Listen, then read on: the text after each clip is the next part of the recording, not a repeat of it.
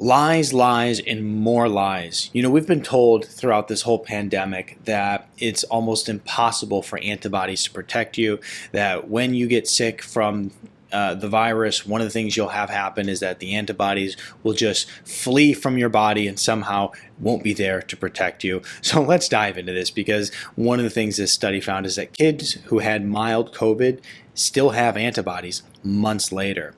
Before we get started, I'm Dr. Nick Zarowski. Welcome to the channel. To get my full library of natural health videos, go to www.drz.tv. You will also find videos there that we will not put up on YouTube, because YouTube has been censoring a lot of very factual information I have been sharing, and some of the videos I've even put out recently are rebuttals to the videos that YouTube has taken down as false medical misinformation. I lay out all the facts and prove them 100% wrong. So you might even want to check those out there. Now, in this article, they said researchers found robust antibody responses up to 4 months after infection in children and adolescents who had mild or asymptomatic cases of the virus. The study found that children and adolescents who previously had the virus developed antibody responses capable of neutralizing the virus. Further, these responses were comparable or superior to those observed in adults. The study shows that children who had mild infection, or even those who did not have any symptoms, developed an immune response that will likely provide some protection against future infections. Now, here's the thing that is very important to understand, is that they did a study on a 90-year-old. He was 90 plus years old. And what they were looking for is to see if he still had antibodies from the Spanish flu, okay? He was 90 years ago, he was exposed to the Spanish flu. And we know what they found in this study? They found that he still had antibodies to the Spanish flu. So the idea that somehow we get COVID and magically we are completely unable to fight it is ridiculous. We've been hearing this from guys like Fauci and a bunch of these other morons from the very beginning, that if you get the virus, one of the things that will happen is that you will not maintain the antibodies. It is totally false. I've actually thought about going and getting my antibodies tested just for the fun of proving it. And we have heard this again and again, and it has no bearing in science. Now, one of the things that we've seen throughout this whole pandemic is that they are pretty much saying natural immunity doesn't exist, herd immunity doesn't exist, you won't maintain the antibodies. Why do you think that they're pushing that? They're literally pushing, they're literally saying that everything we have known about science and viruses from the past 150, 200 years is no longer existent. And they're literally rewriting the medical textbooks on these different topics. When you look at the World Health Organization, the CDC, they have actually went in and changed their stance on herd immunity. They say it doesn't exist. They said the only way you get herd immunity is through vaccines, which we know is completely false.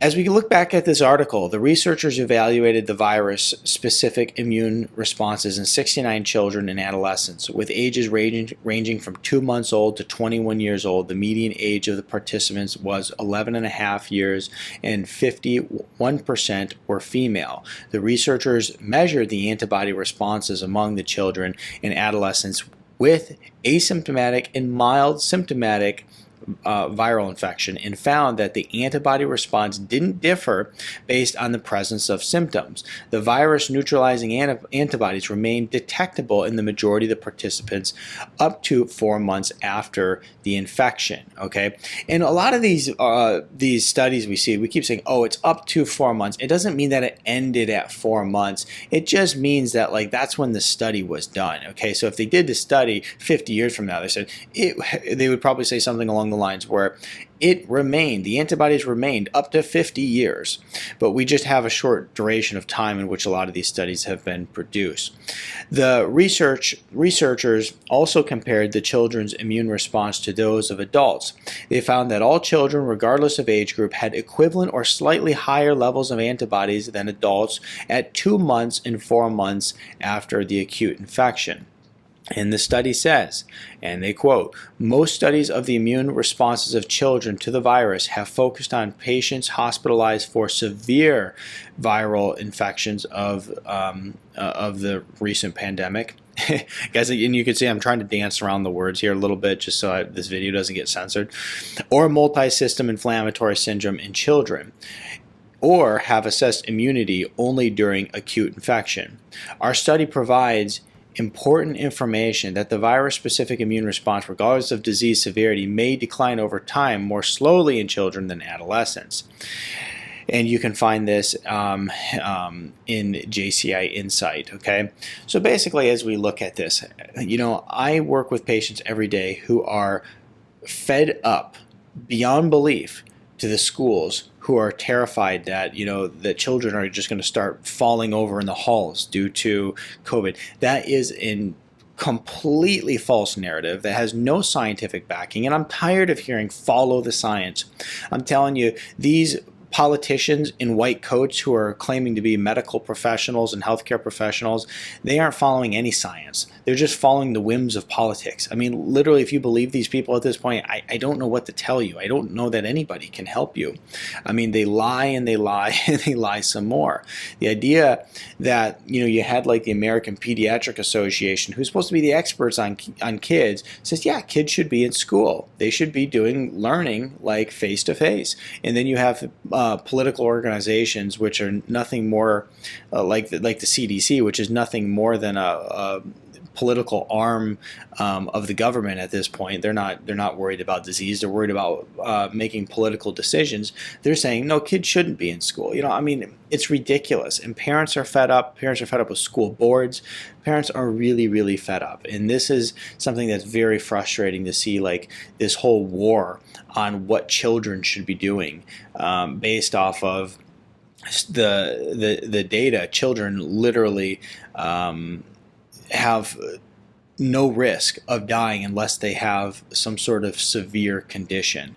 So it's crazy to think the stances that they're taking towards children with masks and separating them out and putting partitions between the children and the schools, and then looking to at the vaccine, saying they need the vaccine, whereas like, what are they getting it for? They're fine. They're fine. They get it. They're fine. They overcome it. They're fine. I mean, and it's just, there's no scientific backing behind any of this stuff. So anyway, the big takeaway here is that the antibodies do last. They do work. The antibodies will stay in the immune system and continue to protect the immune system. That's what antibodies are. They basically are, they're basically floating around in the body. They're like immune cells floating around, and basically they look for that virus. If you ever experience a virus twice, they know what to do about it. So if you experience COVID for the first time, your body kind of is like hit and goes, oh, we don't know what to do about this thing so much.